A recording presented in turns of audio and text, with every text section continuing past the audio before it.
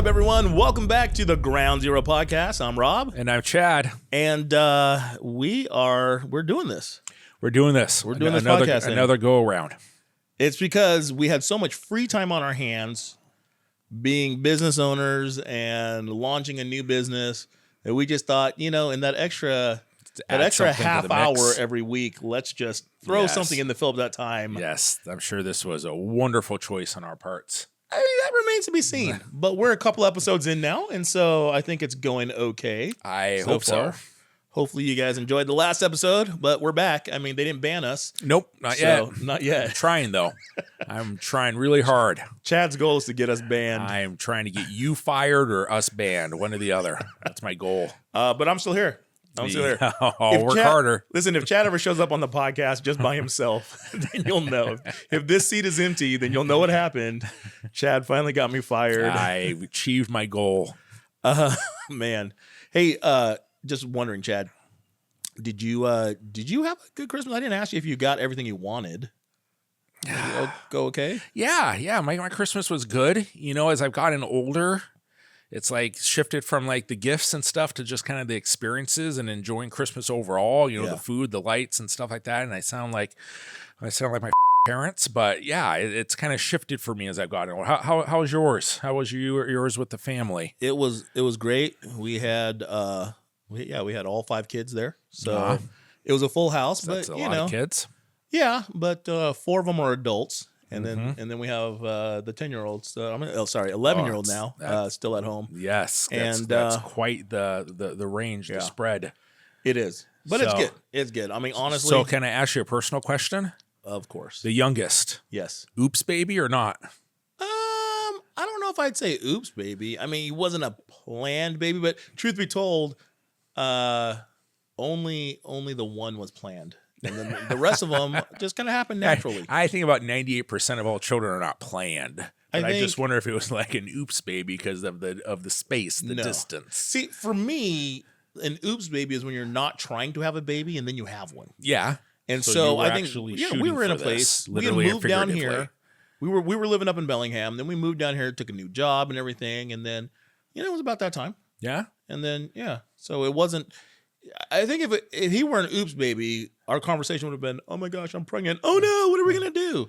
But that wasn't it at all. So how old was the second oldest one? So there's 8 years between my second child, my son, and my second son. So my daughter, and then 2.5 years, we had my son. And then 8 years later, we had my second son. Yeah. So you restarted the clock. You started the prison sentence all over again. They might be wondering because I did say 5 kids, but 3 of them are bio. Oh. And then we have 2 additional children that are the same age as our older 2 bio children. And we kind of adopted them. And so now we have 5 kids. You are a good man. Well, I try to be. You're a good man. And so for me, Christmas was just all about celebrating the birth of my Lord and Savior, Jesus Christ. Nothing else. I'm not into presents anymore. Oh, you're so full of You're so full of crap. Everybody loves giving gifts, but I will say this. No, everyone loves receiving gifts. I love giving gifts. Okay, wait. Better to give or to receive? It's always better to receive. Really? Yes. Man. And people who say otherwise are lying off their See, okay, I disagree because I'm not saying you can't get joy out of giving, but I'm saying it's always better to feel like you're a pretty generous guy. Yeah. Even though you have this hard exterior and this front that you put up, like you're a kind and gentle soul deep down inside. He really is, guys. Why don't you tell my mom that? And I have hear that, Marge? I have seen you take care of people in your business and people that we work with in our business. I have seen you been quite generous, and so I think there's a part of you that likes to give. I will not argue with you that there's a joy involved with it. I'm just saying I would much rather get free. Well, there's that. So for me, one of the struggles has been I don't like receiving gifts where I feel like somebody just felt obligated to give me a gift. Like, not to just throw this out there, but sometimes like, a family member that maybe isn't your blood relative that you're related to by marriage, they might feel like, oh, now we've got to get him gifts too. And and sometimes I just feel like it's almost like a checklist. Like I had to get him something and I had a budget of $20, so I just grabbed balance the scale. Yeah, and so I'm like, I'd rather you just not give me anything, and if you're going to spend $20 on me, just spend it on my kids. Yeah, see, this is how I solve this problem, though. Yeah. I just want cash. Cash works. I just want cash. I don't want your socks or sweaters or, any of that stuff. Just cash. I'll decide how to spend it. That's a very Asian point of view. Growing up with my mom being Korean, yes. like it was definitely cash. Definitely cash. I will leave that one up to you, but if that works. Bro, I tell you, there's something about just the practical. If you want to get something that they can always use, you can't go wrong with cash. Yeah. Gotcha. I have never seen anybody that received cash and go, cash. Just cash again? Oh. You didn't really put thought into what I really like. What's more personal than cash? I hear that BS all the time. Oh, you didn't put any thought into the gift. What's more personal than me giving you my cash? Yeah. And then you get to decide. I think cash is even better than like a Visa gift card, because then there's that like cost you $5.95 to activate it or whatever. So you've already lost some cash. There's nothing better than actual cash. Cold, hard. As children cash. of the 80s and 90s. Yeah. There's nothing like cash. Just some dirty dollar bills. Little cocaine residue, a little cocaine residue on them. I don't know anything about that. A little cocaine residue and drug residue. Oh my gosh. And then you go down to the little convenience store as a kid and get your candy and everything. Oh, it's nothing better. Wow. I don't know. Kids these days don't know. Listen, Apple Pay and Google Pay and all that other doesn't have the same experience. So I saw this mom started doing a live reel with her daughter sitting in the car. Yeah. And she was like embarrassed at first, but she admitted, she said, okay, tell them what you just said. She said she was looking on her app, on her American Express app, the daughter. And she says, why does it have a button that says pay now? I already bought the thing. She goes, yeah, and how'd you pay for it when you bought it? With my American Express card. She says, so now you have to pay for that stuff. She goes, I did. I already paid for it. And she goes, this doesn't concern me now. I've already paid for it. God help us and the kids we raise. Yeah, and the mom was trying to explain to her that, honey, when you use your credit card, it goes on the credit card, but then you still have to pay for it. Yeah, and the daughter was like, that has never been my issue. She goes, yeah, because we paid for everything. Oh. They apparently got her a card when she was younger. She would use it, and the parents would pay for the stuff. Who does that? I don't know. Parents with money. Oh, okay, that's just but yeah, it was just crazy that at the end of this video, she still had no idea why American Express was expecting her to pay for her stuff. Yes, and then we'll be surprised when that child has problems later on in life. When she goes to buy a house, and what do you mean I'm getting evicted? She I already bought the house. What do you mean I have to make a mortgage payment? Money to buy the house? Well, they got all of these programs these days. It seems like they're trying to give houses away to people. Yeah. You're the real estate guy. You tell me, like, how hard is it really for the average person today to get into a new home? It is really hard. Really? Now, pre-COVID, it was a lot simpler and a lot easier. But we had like 15 years of appreciation go up, in like a 3-4 year time period. So, it's kind of like, the before Christ and after Christ as far as dealing with time frames type, reference we use. In real estate, it's really like pre-COVID and after COVID. Either you got into real estate before and got your house and you're in good shape, before COVID. Yeah. Or if you're trying to jump in after COVID, it is like 10 times harder. Really? Interest rates are are double. I mean, the process of the equity and the cost of the homes. I mean, now homes that were $300,000 before COVID are like $550,000 or $600,000. So, I mean, it's definitely a thing. How much of it is dependent on the purchaser's credit score anymore? I mean, it has some effect with all of it as far as how good the interest rate's going to be, but it's not the deciding factor. I mean, the deciding factor right now is just how expensive houses are and how much that overall interest rate is. Yeah, no, it's kind of crazy because there are houses going for $750,000 today that I swear when my folks were in the market, that would have been a $250,000 house. Oh yeah, 100%. At the most. Oh yeah. I wish my first house cost like $150,000. I wish I would have bought like 5 of them. Yeah. So okay, you mentioned kind of the pre-COVID, post-COVID thing. Another industry that I just realized was affected by COVID, and I went to a movie not too long ago, and the theater was full, and I was like, it's been a while since I sat in a full theater And I feel like, right after COVID, they kind of put all those mandates on, at least here in Washington State, like you could not go to a theater. And Yes. some of the theaters, when they started opening up, had seats that were taped off so that people couldn't sit closer than 6 seats apart. You know what I mean? Oh, yes. And God bless all those rules. yeah. And which was all arbitrary numbers anyway. Well thought out rules. Yeah. Well, that's what made me mad is that when they were finally pressed on it after the fact, CDC admitted that, well, why 6 feet? Because 3 feet seemed too close and 10 feet seemed too far. We were just throwing out to make people feel better, like somehow they had control over something. Yeah, the illusion of security. But anyway, I went and I've seen a few movies recently, and I feel like the movie industry, movie theaters anyway, have kind of gotten back to full stride again. Yeah, it's coming back. I think they're almost at that pre-COVID realm or range of things. So. I think so. Movies are being released regularly now. Yeah. And I think there are more titles out there to choose from. When we first came back from COVID, I mean, there was only like a couple movies out, and like you had to kind of choose. And well, yeah, you did. It was like I don't really want to see either one of them, but I want to go to a movie. So yeah, you're just jonesing for popcorn and the experience, right? Yeah. Have you seen any movies recently? The last movie we saw, and I have to admit this, it was Wicked.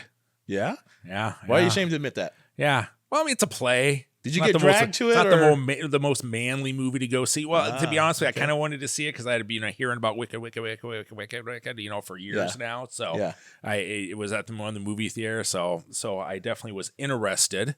I'm not going to lie. I don't want to admit that in public, but I was interested. And they did a pretty good job with it from what I know. Did you read the book, see the Broadway play, or anything like that? No, did you know anything about Wicked?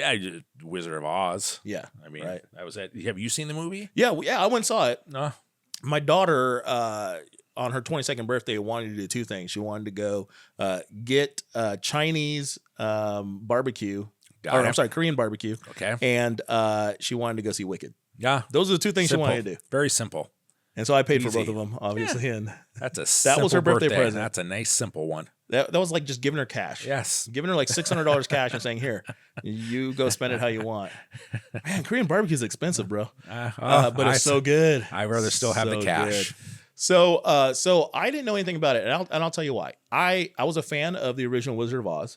Okay. And we've got in our house on the bookshelf somewhere, like, not a first edition printing of the book or anything, but I think, I really appreciate it as a work of literature. And then they made the movie, right? And we saw the movie growing up, and who didn't like the movie, okay? And so when I heard somebody's writing a prequel and they have nothing to do, they're not tied into L. Frank Baum anyway, it's just, they're just writing it to write it. I thought, that's garbage, dude. I don't want to have anything to do with that, man. I was like, I felt offended. Oh, wow. Yeah, I felt offended, and I was like, I don't want to have anything to do with it. You take your Wizard of Oz seriously. Well, I mean, I would have felt the same way with the Star Wars trilogy, right? If somebody uninvolved with Lucasfilm at all said, "Hey, we're gonna make a prequel to the original Star Wars that you know and love," I'd have been like, "Take a hike, bro. Let Lucas do it. He knows what he's talking about. It's his story, you know." That's kind of how I felt, and maybe I was a little too harsh to judge because I'll be honest, I loved the first Wicked movie. Oh, and I can't wait to see the second one. Yeah, like I said, I thought it was a pretty good movie overall. Yeah, I could definitely go around and see the second one when the time comes. Yeah, I will. For sure. I'll look forward to it. Yeah. So it was just you and the wife. Yes. Yeah. But I wasn't offended that they were making a prequel. I got to be honest. No, I was. They won me over. You know, comparing Star Wars to the Wizard of Oz. Yeah. I don't know. No. I mean, if you ask these true diehard Wicked fans, I mean, they'll tell you.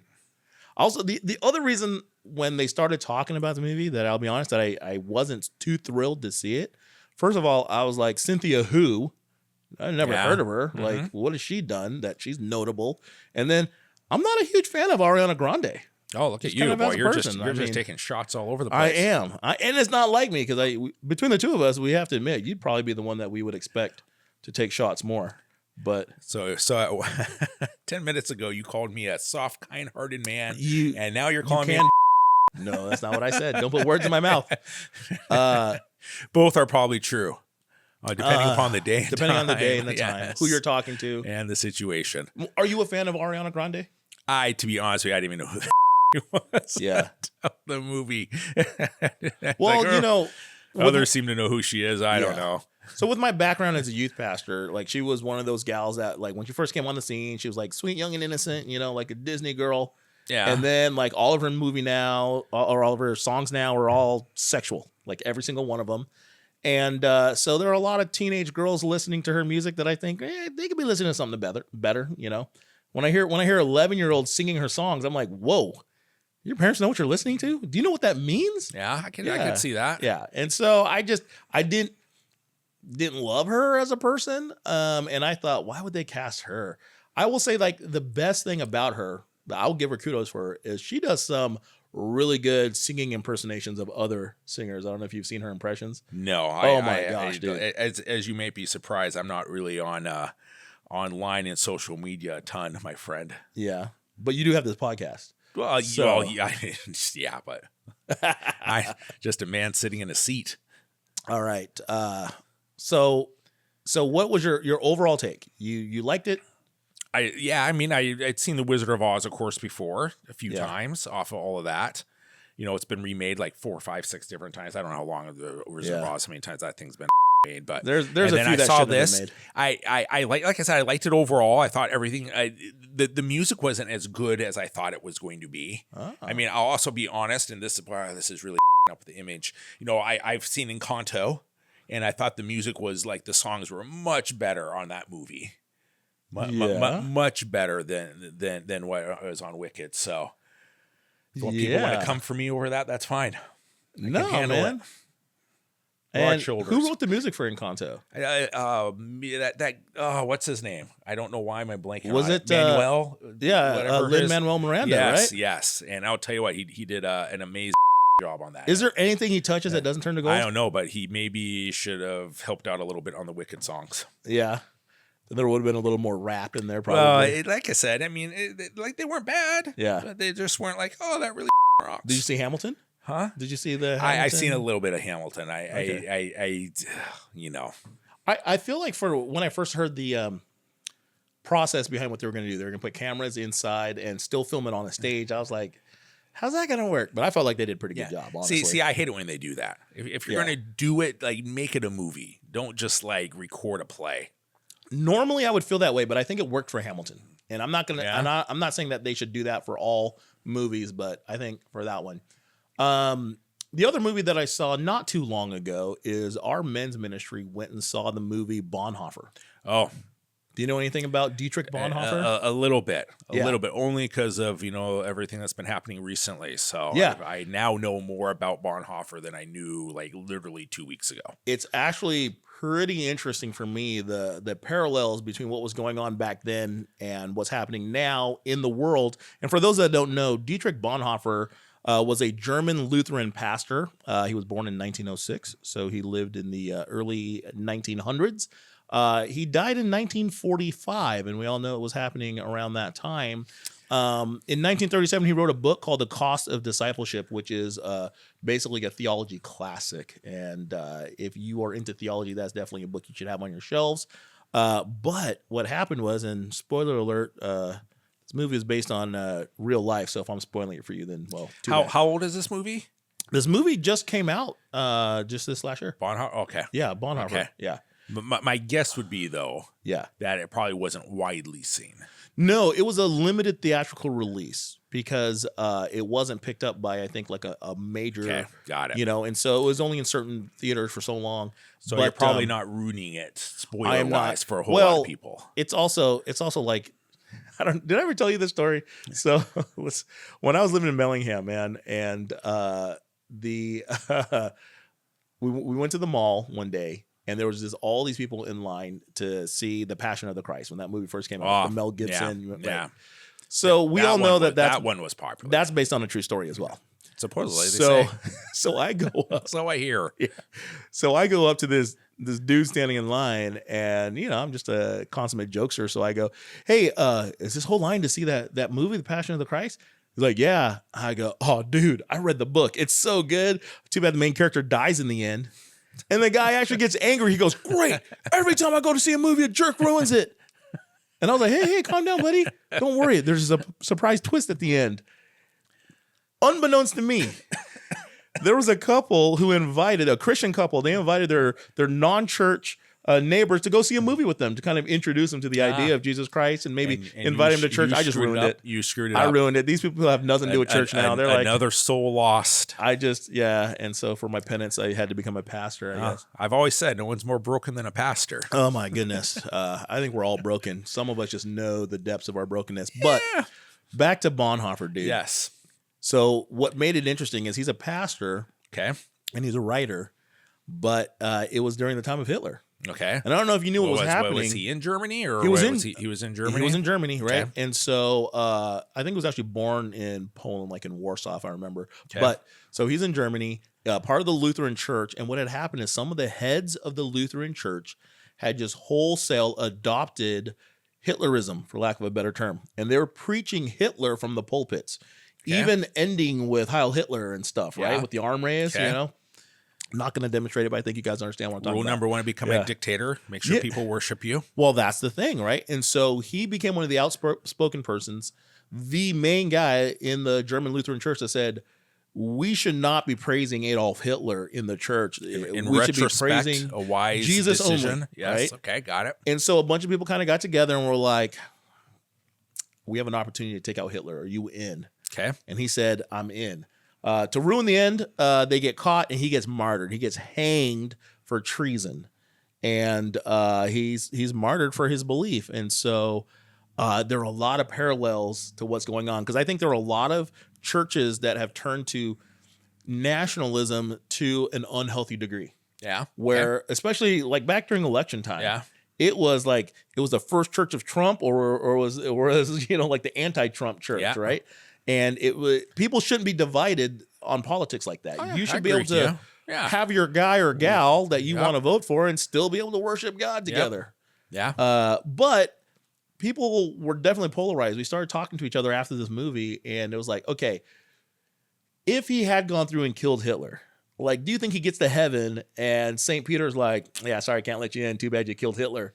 You know, or deep philosophical discussions, or are all the angels lined up and he shows up and they're like, slow cap, the slow glow, Bonnie, welcome, woo, you did it. You know, I mean, What and you know, some people were very hard stance. Yeah, thou shalt not kill. You never kill. There's never a justified reason to kill. Well, and then some people were like, well, but it was Hitler. He'd have done the world a favor. So where do you stand on that? Listen, I know it can be a deep question. Deep questions, deep thoughts. I mean, the reality is off of this. If you can save lives by sacrificing another life, I think that there is definitely a philosophical discussion to say that you are in the right. 100%. I mean, 100%. It's the basis behind self-defense. And that we are allowed to use lethal force or deadly force or to take a life in order to either protect ourselves or in order to protect others. So based upon that, if you know you could save, I mean, I have to look it up, and it's my ignorance of, you know, how many Jews died during that time period, and how many American soldiers and European soldiers and all the civilians and the death and the destruction. If you were somehow able to stop that by the sacrificing, the taking of that life, 100%. Take the shot. Okay. Now this is you as an ex-cop speaking, right? So I mean, well, yeah, but it's still it's so we have this ability. Yeah. If you can stop something that's horrific that's going to happen, and you have that power to be able to do that moment. Yeah, it's 100% justified. There's a reason why that's called, you know, everyone is like, oh, homicide, murder, whatever. But there's a reason why it's called unjustified and justified. Yeah. There is definite clear circumstances because, and guess what? In war, every death's a homicide, right? Yeah, I mean, technically, right? Technically, everyone is. Yeah. It's 100% is. So according to a quick search, between 50 and 85 million people were killed during World War II. Yeah. I mean, if you can off like one person or even like 10 people and stop all of that in retrospect, you 100% would do that. Like, I want to know who wouldn't. I agree. Well, I agree on a philosophical level. Yeah. But what I wrestle with is on a biblical level. Like, if killing is wrong, it's wrong. But you can't make that argument. In the Bible, how many times were people killed? If you want to make a biblical argument off of this, okay? Yeah. How many times were the supposed evil people were taken out? Wasn't the entire earth wiped out in the flood because of that? So you're saying God did evil? No, just because you take a life does not mean it's evil. But I think it's different because God, we know, God is without sin. So if we're going by a biblical stance and reasoning, like it's really hard to say because then you play the God card, and if God said, "Hey, do this," then you do it. But outside of that, listen, I it's think, a tough one. I think outside of biblical, non-biblical, whatever it is, that there is a thing called justifiability, and in those circumstances, you are 100% justified. I think I 100% agree with you from a philosophical world standard. Yes, I think. If I had an opportunity when I was younger to go back in time and off Hitler, would I have done it? Heck yeah. Okay. So let's segue this. Yeah. Let's segue this into what's been happening over the last couple of weeks with what happened with the United Healthcare CEO, Brian Thompson. Oh, yeah. Okay. So we've been seeing a lot go on here. Yeah. And I'm going to slaughter his name. I think it's Luigi Mangione. Yeah, Mangione. So hopefully I did that well. But Luigi, decided that he saw evil. He saw, a lot of destruction and hurt and pain that he perceived as caused by our healthcare system and what we currently have going on. Yeah. And he took, matters into his own hands. Okay. Mm-hmm. And as a result of that action where he took Brian Thompson's life, he has been kind of raised up as a celebrity of sorts. Yeah. We've been seeing, the merchandise and the shirts and everything coming out. And we've been seeing I think at the last count was like 120 million. It was raised for his his defense and all of that. So what do you think? Yeah, see, and that's another one where I was actually kind of surprised at how many people took his side on this. I still believe that he absolutely 100% committed murder. Uh-huh. And in the country that we live in, there are rules that say you commit murder, then you forfeit your freedom, you forfeit potentially even your life. And so do I believe he was wrong? 100%. Do I believe that there were some atrocities being committed by Brian Thompson, CEO of United Healthcare? Probably. Yeah. But, it goes back to, for me, like early on in life, man, I was taught 2 wrongs don't make a right. And so I don't know. I'm not on his side. I will say I'm not on his side. Listen, let me make it really, really clear. And under no circumstances am I justifying that Luigi went out and decided to blow away, Brian Thompson. Okay, his family doesn't deserve it. He doesn't deserve it, not to mention all the people that witnessed it and are affected by it. But I also have to say that there's a big picture, right? There's not just the incident. It's what may have contributed to the incident. And when you literally have this poll of our next generation, whatever you want to call it, 18 to 29 years old, and 41% of them have come to this decision or this thought process, right? That this is, either justified or somewhat justified. We have to look at it and say, hey, yes, the killing or the murder in this instance was wrong, but what else is contributing towards it so that we can change it and hopefully make sure it doesn't happen. And like I told you with my previous story, I understand that frustration. I understand that financial ruin. I understand how difficult that can be. And, when people are struggling financially right now, they're struggling in their jobs, they're struggling to pay for healthcare. I understand that part of the equation. Like I said, is it justified? No. I mean, you got to get your together. In some instances, I do. I do think there are justified instances to protect ourselves, to protect others. That yes, it's 100% justifiable homicide. But like I said, I do think that we would be remiss not to examine our current system, not to examine how much it costs to access it and what it does and affects people's lives, and financially and elsewise. So I think I'll give it to you. A lot of people think about, do the ends justify the means and whatnot. Oh, yeah. And when we start talking about justifiable homicide, here's what's crazy about it. As in the Bonhoeffer movie, right? Or not just the movie, but in real life. if Dietrich Bonhoeffer wasn't a civilian, if he were a member of the Swedish military and he was a sniper and he took out Hitler, nobody would have said boo. Because it's okay, just globally, it's okay for a military to murder somebody, but it's not okay for a citizen to murder somebody, right? Yeah. And so I think... Some would say that's semantics. Yeah, but I think if we really break it down, like, it's either, when we talk about justifiability, we're really talking about for civilians. We're not talking about for a government. Okay, so right? So what would you have done?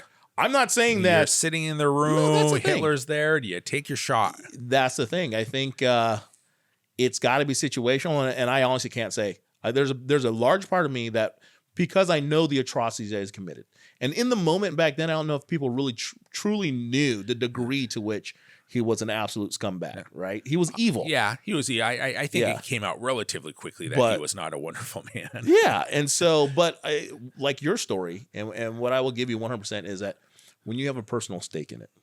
Yeah. When you have a personal stake in it, because I think there were a lot of German citizens who were following him and didn't see him as an evil man. They saw him as a strong military leader. But if you were Jewish, if you were a German Jew, you were like, no, the guy sucks. He's terrible. And I think most of the world would agree with you now, right? And so, like, sometimes only time will tell. But I think that's the thing about movies like Bonhoeffer is, I think the reason they're so appealing is because it's true what they say. Art imitates life, but also life imitates art. And there's a big part of that movie that is, while it's dealing with past stuff, it correlates to things that are happening today, and it's still very much relevant. And so I think I'm glad that we're back. Going back to our opening, I'm glad that we're back to this point where we can go see movies, because I think sometimes movies are an escapism. They remind us of how good we have it sometimes. Sometimes they make us pause and think about where we are in life. And then sometimes they're just feel-good movies. That's true. Like Christmas movies. That's true. Speaking of Christmas movies. Okay, wait. It's that time of year. Don't tell me. All right, so I'm going to count us down. 3, 2, 1, and then 3, we're 2, both 1. going to say... Okay, not 1, 2, 3, 3, 2, 1. Got it. 3, 2, 1, famous Christmas movie, okay? Okay. It's our favorite. All right, here we go. Got it. 3, 2, 1. Die Hard. Hey, Die Hard, way. bro. High five. Okay, so there's a huge debate out there about whether or not Die Hard is actually a Christmas movie. Well, there is a debate. There are people who are right and there are people who are wrong. Yeah, there are people who believe Die Hard is a Christmas movie, and then there are people who are just wrong. Yes. Right. Yes. Okay. So I know Die Hard 1, Die Hard 2, okay? Yeah. Die Hard, Die Harder, whatever it was. Yeah, Die Hardest.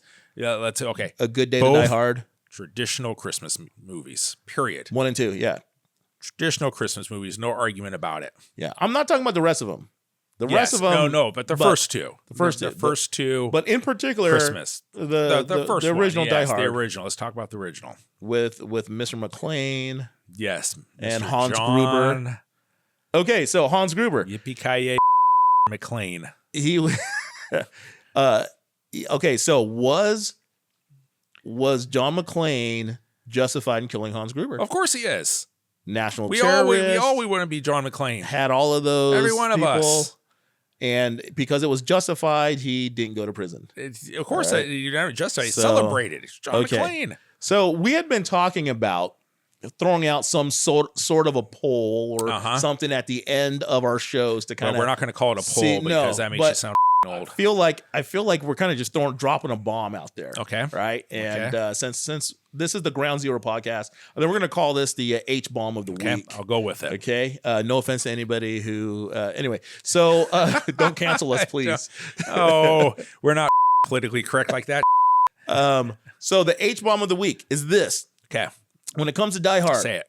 There's two opposing points of view. We want you to chime up in the comments on our website. You can answer the question. Get involved. Die Hard, you're either on this side. It's a Christmas movie that deserves its rightful place amongst other Christmas classics, like The Christmas Story. Right answer. Right? Or you can be wrong and you can choose it's just an action movie that happens to happen around Christmas time, and it needs to simply Die Hard. Which means you are completely clueless and you don't understand great American cinema. He's up in the ante there. And so, which one are you? Let us know. And we want to thank you guys for hanging out with us and listening to us. Check back in with us for the next episode, and we'll take a look at your answers from the H-Bomb of the week. And we'll say if you guys are right like us, or if you guys don't know what you're talking about. We will agree with those who need to be agreed with, and we will correct those who need to be corrected. My question is if the majority of our listeners believe it's not a Christmas movie, then what? Oh, no, I mean close. It's going to be like 75-25 in our favor. Okay. All right. I'm calling it. You're calling it now. I am calling the shot. All right. You're not calling your shot? I'm calling the shot. All right. There you have it. 75-25 in our favor. I guess we'll see. Take to the comments and let us know what you think. And don't disappoint me, people. Don't disappoint Chad. Hey, I'm Rob. And I'm Chad. Thanks for listening. We'll catch you guys next week.